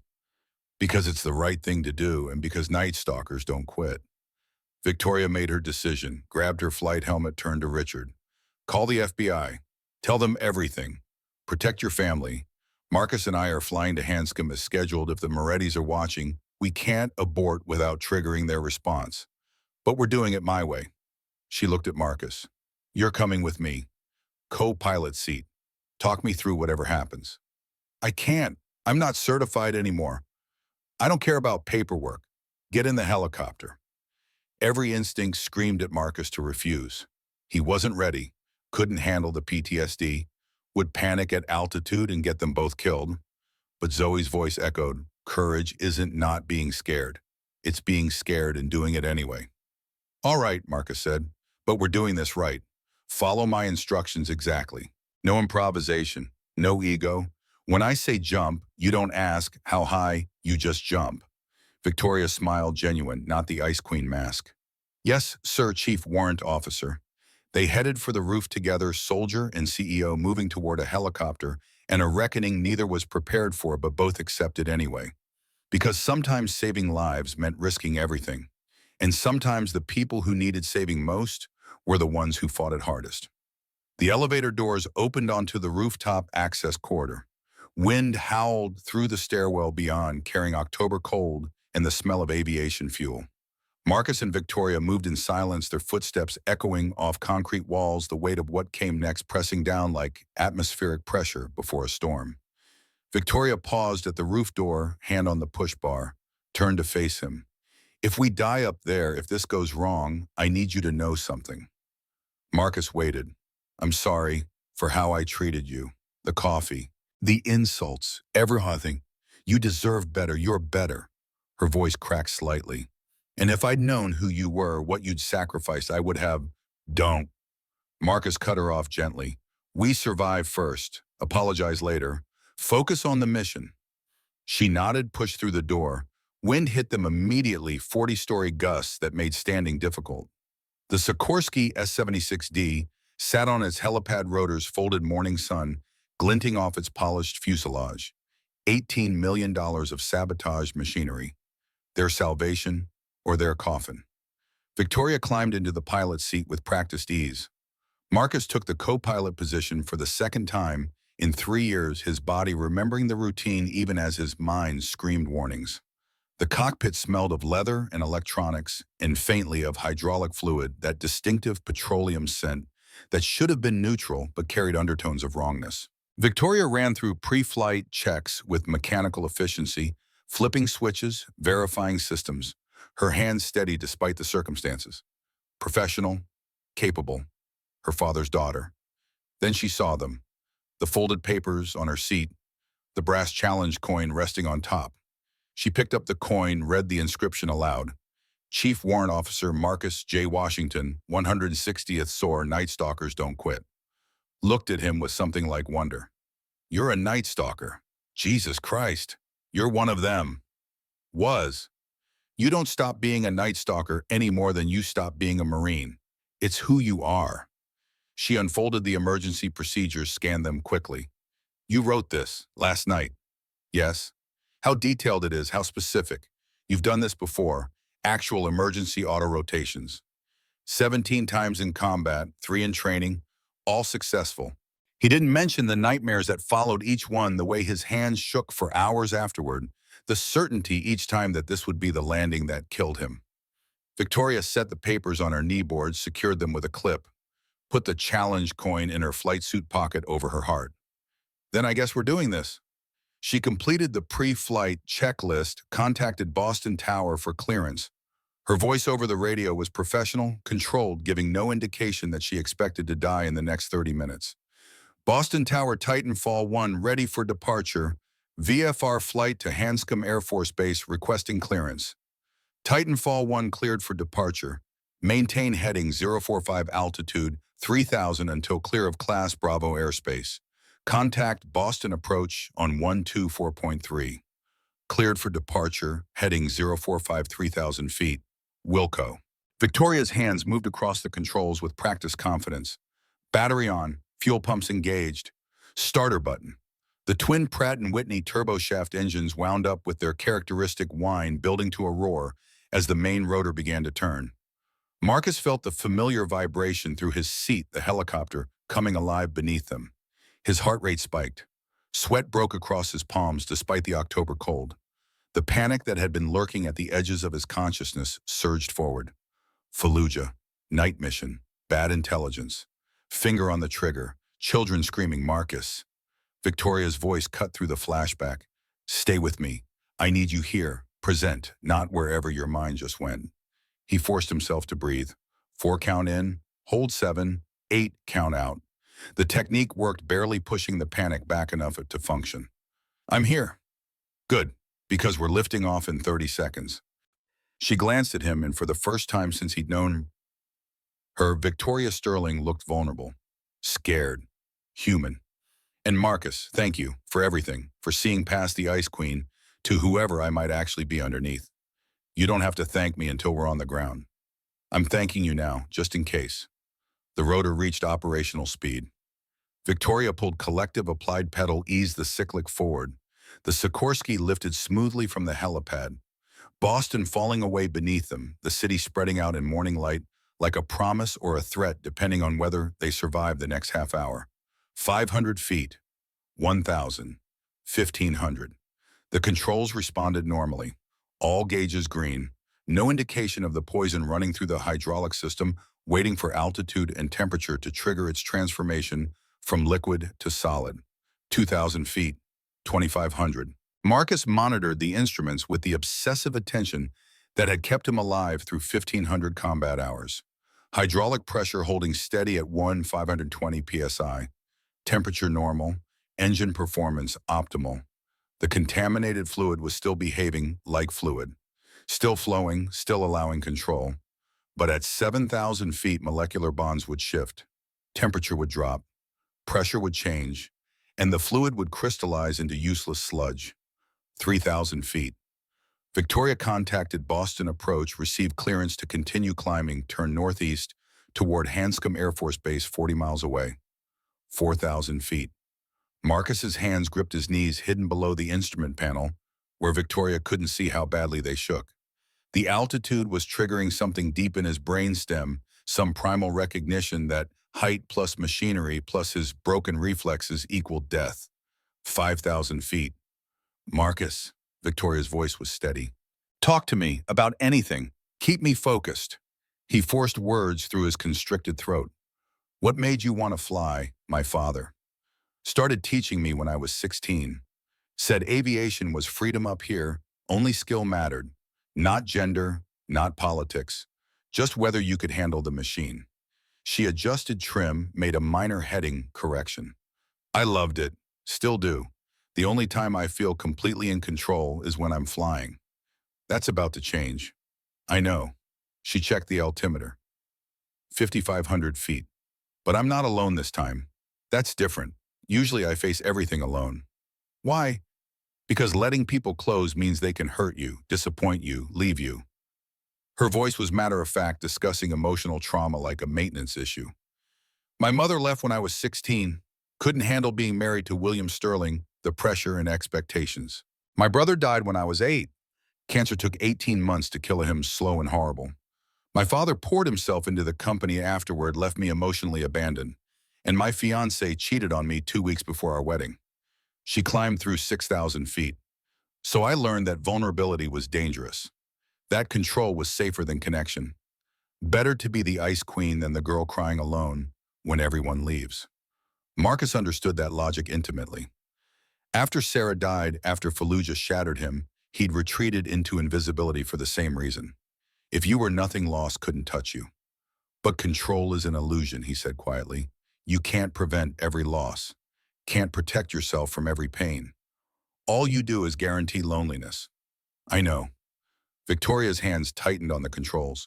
Took me until this moment to really understand it. Funny timing. 6,500 feet. The hydraulic pressure gauge flickered. 1,520 psi to 1,480 to 1,520 again. A hiccup. A warning. Marcus, I see it. 6,800 feet. The pressure dropped more definitively. 1,520 to 1,450 to 1,380. The needle falling like a stone as the contaminated fluid began its transformation, molecules locking into crystalline structures that couldn't flow, couldn't transmit force, couldn't keep them alive. How long? Victoria's voice was tight. Seconds, maybe a minute. Start your descent now. Don't wait for complete failure. She lowered the collective, began a gentle descent. But they needed 7,000 feet for the crystallization to fully trigger, and they were already at 6,900. The cyclic went stiff in Victoria's hand. The pedals resisted her input. Hydraulic pressure dropped through 1,000 psi, through 800, through 500. It's happening, she said, and Marcus heard the edge of panic in her voice. Stay calm. You trained for this. Trust your training. 400 psi, 200, 100, 0. The controls locked completely. Victoria pulled and pushed with no response. They were at 6,900 feet, descending slowly, but without hydraulic assist. They had seconds before the rotor lost effectiveness, and they started falling. Collective down, all the way, now. Victoria dropped the collective to its lowest position. The helicopter's descent steepened immediately, but more controlled. The rotor, freed from powered resistance, began windmilling faster, building RPM that would become their only salvation. Good. Perfect. Watch your RPM, 97 to 102%. Green arc. 6,000 feet. 5,500. Dropping fast, now controlled but inexorable. Marcus scanned ahead for landing zones. They were over suburbs north of Boston, houses, strip malls, schools. No good options. Then he saw it, a high school football field, artificial turf, maybe 200 yards long. Barely adequate, but better than rooftops or highways. See that field dead ahead, maybe 3 miles? That's your target. Residential area. People could be focus, pick your spot, commit to it, no second chances. 5,000 feet, the ground details sharpening with sickening speed. Individual cars visible on roads below, people in yards. A normal Friday morning about to be interrupted by a falling helicopter. Victoria's breathing was rapid, shallow, panic rising. "Breathe with me," Marcus said, his voice dropping into the command tone that had guided pilots through 100 emergencies. "4 count in. You're doing perfect. This is working. Trust the process." 4,000 feet. The wind noise increased as their descent rate climbed to 1,800 feet per minute. The helicopter shook, vibrated metal and physics combining in barely controlled chaos. "Airspeed 65 knots. Good. Maintain heading. Keep the RPM in the green." 3,000 feet. Victoria was sweating despite the cold, her jaw clenched, every muscle tight with concentration. She was a good pilot, Marcus realized. Better than good. Natural talent refined by training and her father's exacting standards. She had the instincts, the feel, the courage. She might actually pull this off. 2,000 feet. The football field filled their windscreen. Marcus could see goalposts, yard markers, a few early morning joggers on the track who'd stopped to stare at the helicopter descending toward them like a wounded bird. "Clear the field," Victoria said. "We're going to hit right in the middle. Tell them to run." Marcus couldn't call anyone. No radio contact with ground personnel. But the joggers figured it out, started sprinting away from the field, waving their arms, shouting warnings. Marcus couldn't hear over the rotor noise. 1,000 feet. 500. The field was definitely too short, but they were committed now. No choice but to make it work. "Flare point coming up. Watch your altitude. On my mark. 3, 2, 1. Flare." Victoria pulled back hard on the cyclic. The helicopter's nose pitched up sharply, bleeding off forward momentum, converting airspeed into precious seconds of slower descent. Physics worked in their favor for once, the auto-rotation technique that had saved countless pilots provided they were skilled and lucky and brave. 200 feet, 100, 50. Level the skids, both hands on the cyclic. Victoria fought the controls, using every ounce of strength to keep the helicopter level. The ground rushed up artificial turf yard lines, end zone. 30 feet, 20. Collective up, cushion the landing. She pulled collective, using the stored energy in the spinning rotor to create one last burst of lift. The helicopter's descent slowed dramatically. The skids hit artificial turf at maybe 10 feet per second instead of 50. Hard impact. Bone jarring. Marcus's teeth clacked together. His head snapped forward against the shoulder harness. The helicopter bounced, tilted to the left, rotors still spinning dangerously close to the ground. For one impossible moment, they teetered on the edge of rolling over. The rotor tips were going to hit. They were going to cartwheel across the football field in a screaming explosion of metal and fire. Marcus threw his weight to the right, adding his mass to Victoria's desperate efforts to level the aircraft. The helicopter slammed back down on both skids, bounced again, slid sideways across wet turf for 30 feet, before finally stopping. Silence, or relative silence. The rotors still spun overhead, winding down gradually, tick, tick, tick, of metal cooling, Marcus's pulse hammering in his ears. "We're alive," Victoria whispered. "Holy shit, we're actually alive." Marcus unbuckled with shaking hands, had his door open before Victoria finished processing. The helicopter was compromised, fuel lines potentially ruptured, fire, a real possibility. "Move, now, fuel leak." They scrambled out, ran 20 yards, fell to their knees on the 40-yard line. Behind them, the Sikorsky S-76D sat crookedly on the football field, rotors still turning morning sun, glinting off its damaged fuselage. Then came the explosion. Not from their helicopter. From somewhere distant, but close enough to rattle Marcus's chest. He turned to saw a column of black smoke rising from the direction of downtown Boston. From Titanfall Tower. Victoria's face went white. "Richard, oh God, Richard." Marcus pulled out his phone, miraculously intact despite the crash landing. 17 missed calls, dozens of texts, all from Colonel Hayes. Titanfall Tower parking garage explosion. One fatality confirmed. Richard Torrance, car bomb, FBI on scene. Moretti family moving fast. They know about your intervention. Protection team engaging potential threats near your daughter's location. Call me immediately. Situation critical. Marcus dialed. Hayes answered on the first ring. Hawk, you're alive. Barely. Status on Zoe. Completely secure. Moretti sent a team 3 men professional hitters. My operators intercepted them 2 blocks from the school, all 3 in custody singing like canaries about the whole conspiracy. But Marcus Richard Torrance is dead. Car bomb detonated remotely when he tried to leave the building. Victoria made a sound half sob, half gasp.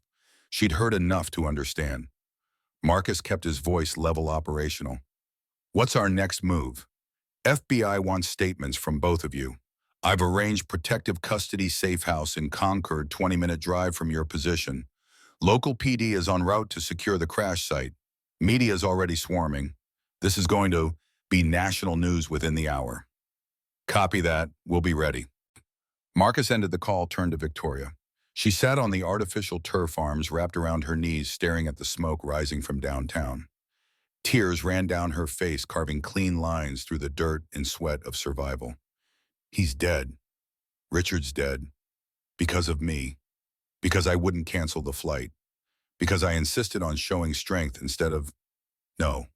Marcus sat beside her, close but not touching. He's dead because he made choices.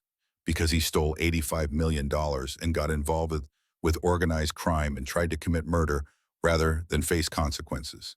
His death is tragic, but it's not your fault. He had a wife, a daughter, 8 years old, same as... She stopped, looked at Marcus. You have a daughter. Yeah, Zoe, 8 years old. That's why you did this. Not for me, for her. Because you couldn't stand the thought of Emma Torrance losing her father the way Zoe lost her mother. Marcus considered lying, but Victoria deserved truth. Partially, but also because it was the right thing to do. Because your father trusted me to protect you. Because Night Stalkers don't quit even when we're broken and scared and haven't flown in 3 years. Sirens approached from multiple directions, police, fire, ambulances, the whole emergency response apparatus converging on a high school football field where a billionaire CEO and a janitor turned pilot had just survived a sabotaged helicopter crash. Victoria pulled the challenge coin from her pocket, studied it in morning sunlight. Your father gave you this. No, my unit commander, Colonel Hayes, day I made chief warrant officer. He said it meant I was part of something bigger than myself. That Night Stalkers took care of each other always, no matter what. Marcus took a shaking breath. I lost faith in that after Fallujah. After I screwed up and nearly killed that family. After Sarah died and the army discharged me. Thought I didn't deserve to keep it. But you did keep it. Yeah, because Hayes told me the coin wasn't about deserving. It was about commitment. About being the kind of person who stands up when it matters, even when it costs everything. He looked at her directly. You're that kind of person too, Victoria. Under all the ice and control. You proved it today. I was terrified. Courage isn't not being scared. It's being scared and flying anyway. She laughed, shaky but genuine. My daughter would like you. Zoe. She says stuff like that too. Wisdom way beyond her years. Victoria stood, offered her hand to help Marcus up. I'd like to meet her, Zoe Vahied, if that's okay. If you think... She already knows you, drew you into our family portrait 3 days ago. Yellow hair, blue dress, holding hands with us. Said she had a feeling you were coming. Victoria stared at him. How could she possibly... Kids know things, see things, especially kids who've lost people. They develop this intuition, this sensitivity to connections others miss. Marcus accepted her hand, let her pull him to his feet. Zoe's been drawing you into our family for weeks, before I knew your name, before any of this, like she saw the future. The first police cruiser pulled onto the field, followed by fire trucks and ambulances. Paramedics rushed toward them with stretchers and medical bags. News helicopters circled overhead, Channel 4, Channel 7 CN. Marcus and Victoria stood side by side, covered in dirt and sweat, and the residue of survival as the world descended to record what they'd survived. This is going to be complicated, Victoria said quietly. Media coverage, board meetings, investigations, and us, whatever we are now. A CEO and her janitor who saved her life. People won't understand. Let them not understand. We know what happened up there. That's enough. Victoria turned to face him fully. Marcus Washington, will you do something for me? Depends what it is. Come work for me. For real. Not as a janitor, as chief of flight safety. Oversee all our aircraft operations. Make sure what happened today never happens to anyone else. 75,000 salary to start. Full benefits. Your own office. Your daughter gets college scholarship fund. And Marcus, you report directly to me. No intermediaries, no bureaucracy, just you making sure Titanfall Aerospace is as safe as humanly possible. Marcus wanted to refuse, wanted to stay invisible, stay safe, avoid the complications that came with stepping into the light. But Zoe's voice echoed in his memory. Sometimes the people who need help most are the ones who fight it hardest. You have to help them anyway. And maybe that went both ways. Maybe Victoria needed him to accept, needed him to trust that she could change, could become someone worthy of the second chance he was offering. One condition? Name it. The mental health program you mentioned yesterday. For veterans with PTSD, I run it, my way. No corporate oversight, no board approval needed, just resources and freedom to help pilots who've lost their wings get them back. Victoria extended her hand. Deal. They shook as paramedics surrounded them, as cameras captured the moment from 36 angles, as a new chapter began that neither of them fully understood yet, but both committed to anyway. Because sometimes saving lives meant risking everything. And sometimes the people who saved you were the ones you treated the worst. The Hartford Morrison Foundation occupied the entire third floor of Titanfall Aerospace, 15,000 square feet of therapy rooms, flight simulators, medical facilities, and office space dedicated to helping combat veterans reclaim their wings. Marcus stood in front of 18 pilots on a Thursday morning in April. Men and women who'd lost their flying careers to PTSD, physical injuries, or the 1,000 invisible wounds that came from pushing machines through hell and somehow surviving when brothers and sisters didn't. Hydraulic pressure, he called out, using the teaching method that had helped him recover his own confidence over the past 6 months. Normal range 1450 to 1550 psi, responded James Chen, a former Apache pilot who hadn't touched a helicopter in 4 years after his gunner was killed by an RPG in Afghanistan. What do we check if pressure drops? Fluid level line integrity, contamination markers, pump function, servo response. This from Maria Santos, different Maria than Chen from HR, who'd flown Blackhawks in Iraq until a hard landing shattered 3 vertebrae and destroyed her medical certification. Marcus nodded. These people knew their material, knew the technical details cold. What they'd lost wasn't knowledge, but confidence. The absolute certainty that when crisis came, they could handle it. He understood intimately. 6 months ago, climbing into that Sikorsky with Victoria, he'd been convinced his broken reflexes would get them both killed. Had been certain that panic would overwhelm training at the critical moment, but it hadn't. And that single successful emergency auto-rotation, that one moment of choosing courage over fear, had begun healing wounds Marcus thought were permanent. He still had nightmares, still woke sweating from dreams of Fallujah, still took sertraline every morning. But the nightmares came less frequently now. The medication was working better. And most importantly, he had purpose again. Meaning. The thing that made waking up worth the effort. All right, people, let's move to the simulator for emergency procedure practice. Chen, you're up first. Hydraulic failure at altitude. Show me what you've learned. The pilots filed toward the simulator room. Marcus started to follow, then noticed Victoria standing in the doorway watching.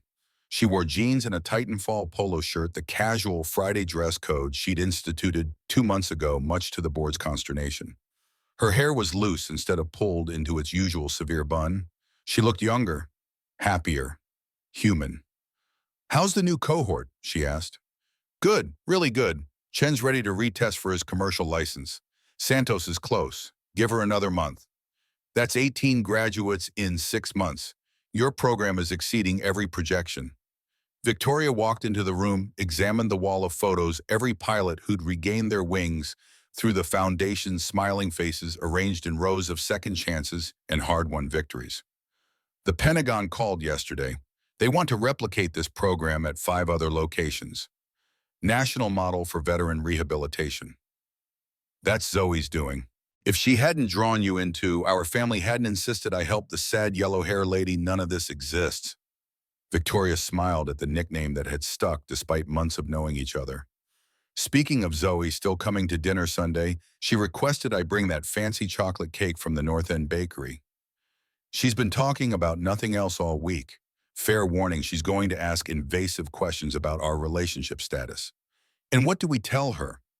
Marcus considered the question that had been hovering between them for months.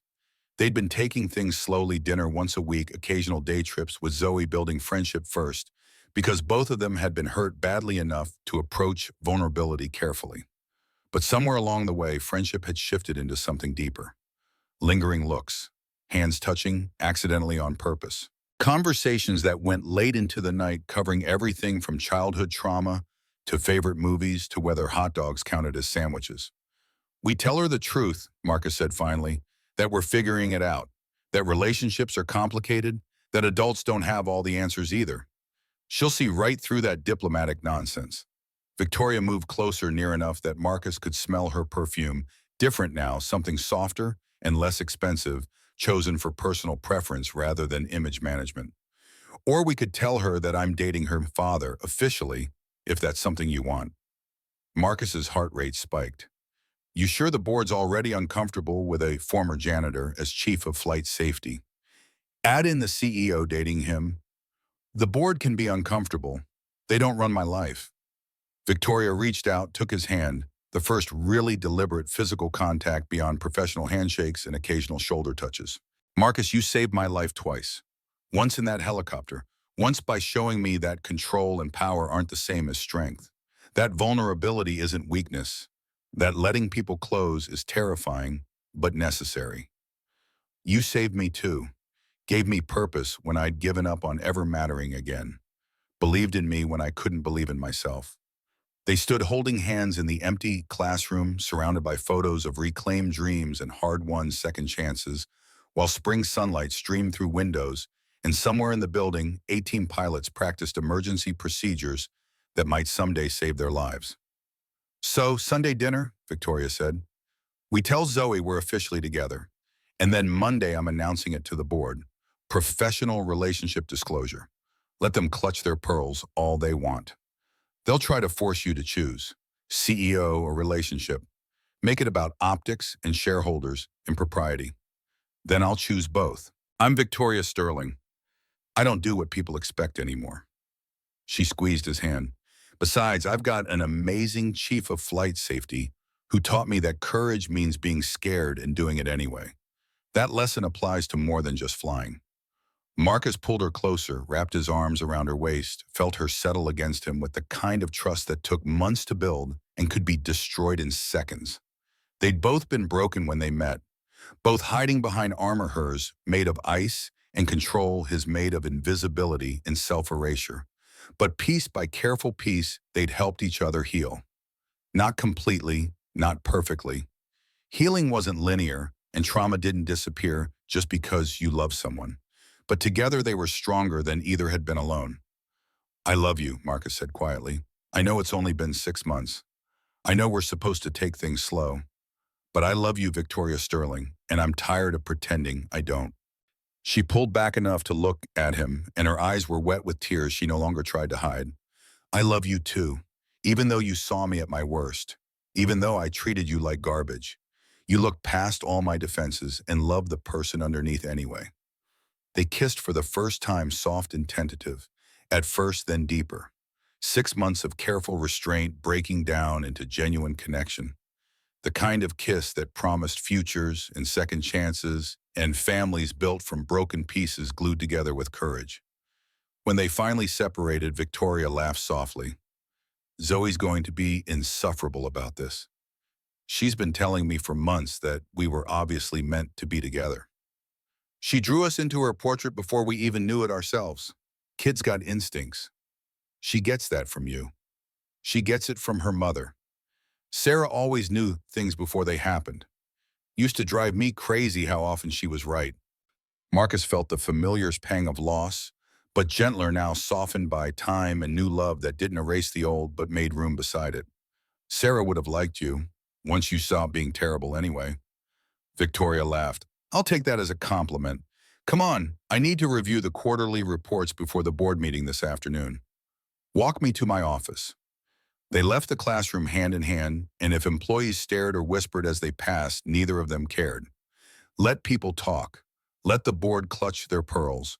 Let society question how a billionaire CEO and a former janitor with PTSD could possibly work as a couple. They knew the truth, had lived it, survived it together. Everything else was just noise. Zoe Washington sat at the dining table in Victoria's penthouse, which had been transformed over the past 6 months from sterile showroom to actual home, complete with family photos and mismatched furniture and crayon drawings held to the refrigerator with magnets carefully arranging place settings. 3 plates, 3 forks, 3 knives, 3 napkins folded into triangles because Victoria had shown her how, and Zoe liked making things look fancy. Is this right, Mama V? She'd started calling Victoria that 2 months ago when they'd agreed that Miss Sterling was too formal, and Victoria felt weird, and Mama V perfectly captured the relationship that was developing. Victoria checked Zoe's work from the kitchen where she was attempting to cook, actually cook, not order expensive takeout with mixed results. Perfect, sweetie. You are better at this than I am. That's because you never practiced. Daddy says practice makes better, not perfect, because perfect is boring. Your daddy is wise. I know. That's why I'm glad you're dating him. He needs someone wise too. You guys match. Zoe moved to the living room window, pressed her face against the glass to watch the street 40 stories below. When's he getting here? Soon. Traffic from Dorchester can be unpredictable on Sundays. Are you nervous? Victoria paused mid-stir of the pasta sauce from the jar because she'd learned to pick her battles. Why would I be nervous? Because tonight's special. I can feel it. Zoe turned from the window with those impossibly old eyes. You are going to tell me something important about you and Daddy. Sometimes the kid was eerily perceptive. Victoria set down the wooden spoon, came to sit on the couch beside Zoe. You're right. We do have something to tell you, but I want to make sure you're okay with it first, because this affects you too. Big changes affect the whole family. You're officially dating, like girlfriend, boyfriend official. Not just friends who eat dinner sometimes. Victoria blinked. How did you? I drew it in my portrait 6 months ago, remember? Before Daddy even saved you in the helicopter. I knew you were going to be our family. Zoe climbed into Victoria's lap, something that had taken 3 months to become comfortable, but now felt natural as breathing. And I'm really, really happy about it, because you make Daddy smile again. Like he used to before Mama died. And you're less sad now, too. I can feel it. I am less sad. Your father helped me understand that being strong doesn't mean being alone. That asking for help isn't weakness. That families come in all different shapes, not just the ones society expects. Like us, we're a weird shape, but we fit together good. We do fit together. Very good. Victoria hugged Zoe close, felt the weight of responsibility and love, and the terrifying joy of maternal feelings she'd never expected to experience. You know what? You're the bravest 8-year-old I've ever met. You lost your mama, but you're still open to loving new people. That takes courage. Daddy says courage is being scared and doing it anyway. I was scared to love you at first. Scared you might leave like Mama did. But then I remembered Mama didn't want to leave. Cancer took her. And you're choosing to stay. That's different. The intercom buzzed. Marcus's voice. It's me, bearing gifts of breadsticks and chocolate cake. Zoe shrieked, jumped off Victoria's lap, ran to buzz him in. 3 minutes later, Marcus emerged from the elevator, carrying grocery bags, looking relaxed in jeans and a button-down shirt, more confident now than he'd been 6 months ago. Purpose and love had restored something essential that trauma had taken away. Daddy, Zoe launched herself at him. Marcus caught her with practiced ease, spun her around while managing not to drop the groceries. Hey, baby girl, you look fancy. Is that a new dress? Mama V bought it for me. It has pockets. The casual use of Mama V made Marcus's eyes go wide. He looked at Victoria over Zoe's head. Mouthed, she called you. Whoa, Victoria nodded, smiling. 2 months now. I wanted to tell you, but she asked if it could be our special secret for a while. I'm telling him now, though, Zoe announced, because tonight's special. Tonight's when we officially become a family. They had dinner together, slightly burnt garlic bread, overcooked pasta salad that was actually pretty good, and it was perfect despite the culinary imperfections. They told stories, laughed at jokes. Zoe dominated the conversation with elaborate descriptions of third-grade drama and her teacher's unfair stance on homework. After dinner, after the fancy chocolate cake had been decimated and dishes cleared, they sat together on the couch, Zoe in the middle, Marcus and Victoria on either side, her small hands holding both of theirs. "So," Zoe said solemnly, "are you going to tell me you're dating officially now? Because I already know. But you should still say it. It's important to say things out loud." Marcus laughed. "Yes, baby girl, Victoria and I are officially dating. Girlfriend-boyfriend official, which means we're figuring out what our family looks like," Victoria continued. "The three of us, not rushing, not forcing anything, just letting it develop naturally. And maybe someday," Marcus added carefully, "if things keep going well, maybe we become even more official, like living together official, or even married official. But only if everyone's comfortable, only if it feels right for all three of us." Zoe considered this with the seriousness she brought to all important decisions. "I'm comfortable. Mama V's apartment is way nicer than ours, better TV, and she's teaching me to cook fancy stuff. And she doesn't get scared of my nightmares like Mrs. Patterson does." "You have nightmares?" Victoria looked stricken. "You never told me." "Sometimes about Mama, about fires and crashes and losing people." Zoe's voice went small. "But when I stay over here and you check on me, they're not as bad. Like having two parents again makes the scary stuff less scary." Marcus and Victoria exchanged looks over Zoe's head, complex looks that contained grief and hope in the terrifying responsibility of trying to build something good from broken pieces. "Then we keep doing this," Marcus said. "Keep building our weird-shaped family that fits together good. Keep being honest. Keep showing up for each other." "Deal, Sabine." "Deal," Zoe said. "Deal," Victoria echoed. They sat together as evening turned to night, Boston's lights spreading below like constellations.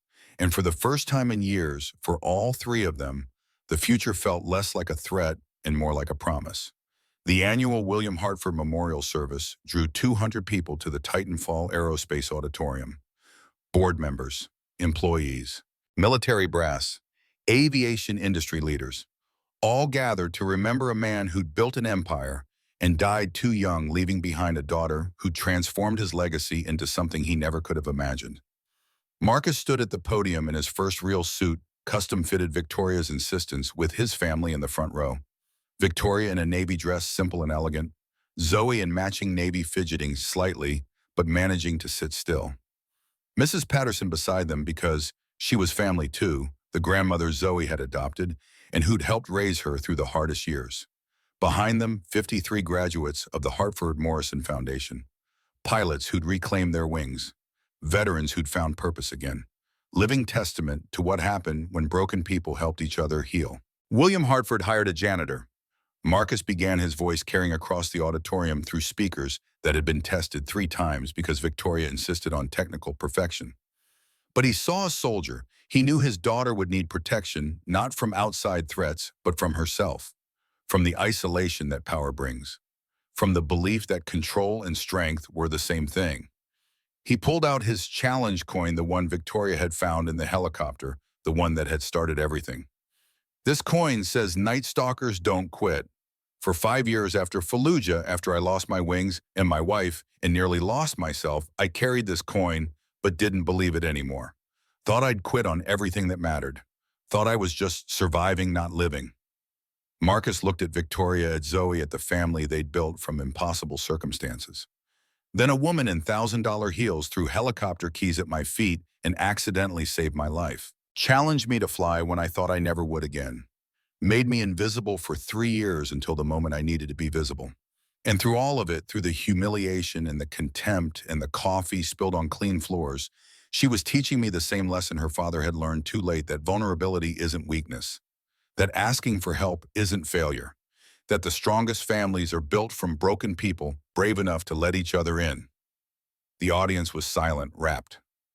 We all wear armor, Marcus continued. Some of us wear ice and control. Some wear invisibility and self-erasure. Some wear anger or addiction or 1,000 other shields against a world that's hurt us. But real strength, the kind William Hartford was trying to teach his daughter, the kind Colonel Hayes tried to teach me, the kind that actually matters, is the courage to lower that armor with the right people, to risk being hurt again because connection matters more than safety. He pocketed the coin, looked directly at Victoria. William Hartford's greatest achievement wasn't building a $1 billion company. It was having the foresight to position someone who could save his daughter when he couldn't, having the wisdom to see potential in broken soldiers that others dismissed, having the love to keep protecting her even from beyond the grave. Marcus stepped away from the podium, walked to where Victoria sat, pulled a small box from his pocket, velvet worn from being carried for the past month, while he built up the courage to use it. The audience gasped. Zoe bounced in her seat, barely containing squeals of excitement. "Victoria Sterling," Marcus said, his voice steady despite his racing heart. "You saved me by giving me purpose. I saved you by showing you vulnerability.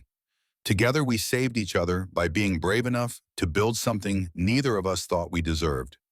Will you marry me?" He opened the box.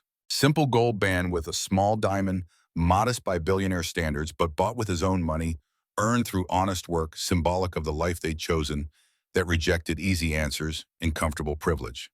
Victoria stood, tears streaming down her face. "You're proposing at my father's memorial service. He brought us together. Seems right he should be here for this moment. That's the most romantic thing anyone's ever said to me." She held out her left hand. "Yes, obviously yes. I'd be an idiot to say anything else." Marcus slipped the ring on her finger as the audience erupted in applause. Zoe launched herself at them, wrapping her arms around both their waists, creating a three-person hug that represented everything they'd become. "I knew it," Zoe shouted over the applause. "I knew you were going to get married. I've been drawing wedding pictures for weeks." Victoria laughed through tears, held Marcus and Zoe close, felt the weight of her father's expectations lift and transform into something lighter. Not burden, but gift. Not pressure, but possibility. "I love you," she whispered to Marcus. "I love both of you, my weird-shaped family that fits together perfectly." "Infinity plus one," Zoe added. "That's how much we all love each other. It's bigger than universe." The wedding was small and perfect. 50 people in Victoria's Harbor penthouse, which they'd converted together into a real home.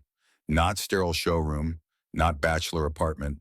Something new built from combined pieces representing both their histories while making space for their future. Mrs. Patterson officiated. She'd gotten ordained online specifically for this purpose, declared it her greatest achievement besides raising Zoe.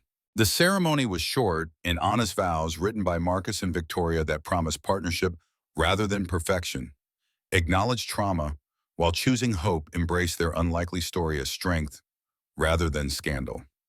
Zoe was Flower Girl, of course, 9 years old now, and glowing with the pride of a child who'd seen the future in crayon and watched it manifest in real life. Colonel Hayes attended along with 20 pilots from the Hartford Morrison Foundation. Maria Chen from HR, who'd kept William's secrets and trusted Marcus when it mattered. Dave, the night supervisor, who'd barely noticed Marcus for 3 years, but showed up anyway because redemption stories deserve witnesses. The board members, who'd initially opposed Victoria's relationship with the help, were conspicuously absent. 3 had resigned when Victoria made it clear she wouldn't choose between company and family. The rest had learned to accept what they couldn't change. Titanfall Aerospace thrived under their joint leadership. Victoria as CEO, Marcus as Chief of Flight Safety. They'd exposed the Moretti conspiracy, implemented new safety protocols, transformed company culture from cutthroat to collaborative. Stock price was up 40%. Employee satisfaction at record highs. The Pentagon had awarded them 3 new contracts based on reputation for integrity and innovation. But more than business success, they'd built something rare and precious, a family forged from loss and trauma, in the desperate courage to try again when every instinct said, stay safe, stay guarded, stay alone. During the reception, as guests mingled and Zoe regaled anyone who'd listened with stories about how she'd predicted this whole thing years ago, Marcus and Victoria found themselves alone on the balcony. Boston spread below them, the city where they'd met and struggled and somehow found each other despite impossible odds. Happy, Marcus asked, deliriously, terrifyingly, completely. Victoria leaned against him, her head on his shoulder. I keep waiting for something to go wrong. For you to realize you married a former ice queen with control issues. You keep waiting for me to have a PTSD episode that drives you away. For the nightmares to be too much. For my broken parts to overwhelm the good ones. So we're both scared. Yeah, but we're doing it anyway. That's the definition of courage, remember. Victoria turned to face him, took his hands in hers. Thank you for seeing past the Ice Queen, for saving my life twice, once in that helicopter, once by teaching me how to be human again, for giving Zoe a family, for everything. Thank you for giving me purpose when I'd given up, for believing I could be more than invisible, for loving my daughter like she's your own, for making our weird-shaped family possible.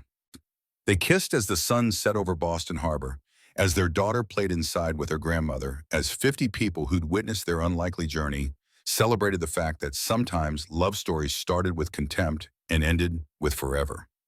Because sometimes the people who needed saving most were the ones who fought it hardest. Sometimes the greatest strength was admitting weakness. Sometimes families were built from broken pieces that fit together perfectly when glued with courage. And sometimes, just sometimes, janitors married billionaires, and everyone lived happily complicated ever after. Inside, Zoe was showing guests her original crayon portrait from 2 years ago. 3 figures holding hands. Yellow-haired woman, dark-skinned man, small girl with puffs of hair. All smiling, all together.